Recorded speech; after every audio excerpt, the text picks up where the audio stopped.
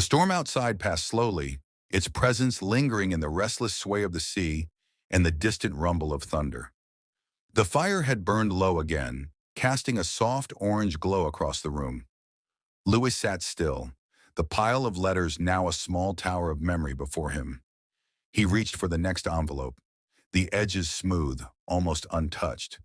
This one had arrived after a long silence from him, when the war had moved him from ship to shore for a time, then back to sea.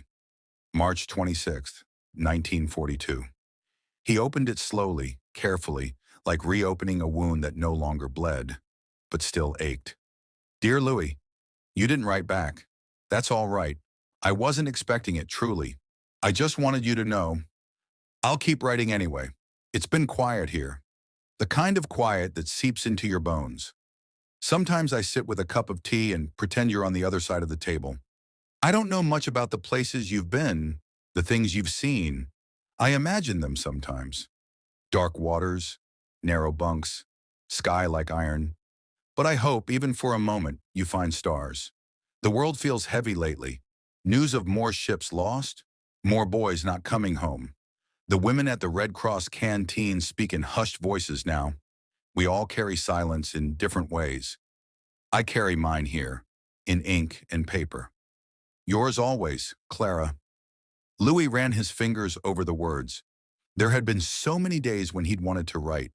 He remembered sitting with pencil in hand, staring at a blank scrap of paper, while engines roared in the background, the sea never still. I didn't know what to say, he admitted quietly, so I said nothing. The next letter bore a strange postmark, from a different station. Clara had been moved temporarily to help care for wounded soldiers. He remembered this one well. It had arrived the day after a supply convoy returned, and he had seen too much in too little time. April 15, 1942. He unfolded the letter with reverence. Dear Louis, they sent me to a hospital outside Manchester for 2 weeks. So many young men, some no older than boys, some older than you. Their eyes all carry the same thing, the weight of something they cannot name. One of them asked if war ever ends, even after it's over. I didn't know what to tell him. I think maybe that's a question only those at sea can answer. I met a nurse who lost her husband in the last war. She told me the ocean never gives back what it takes. Not really. I didn't ask what she meant. I just listened. Are you still listening, Louis? I hope so, because tonight, as I write this, I'm listening to the sea through the window. It sounds softer here, almost kind, and I'm thinking of you. Clara. Louis exhaled slowly, as if releasing something that had been held in for years.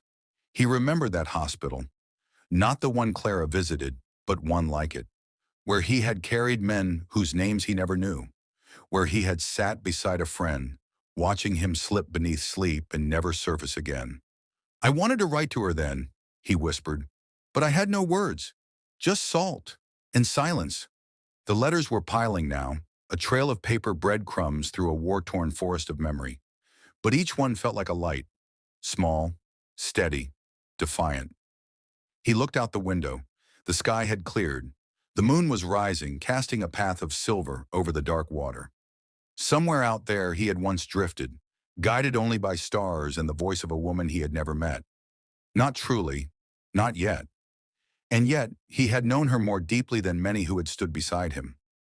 He returned the letters to their gentle stack, each one a part of a story not yet finished. Then he whispered. She wrote through the silence, through the fear, through everything, and somehow I found my way back.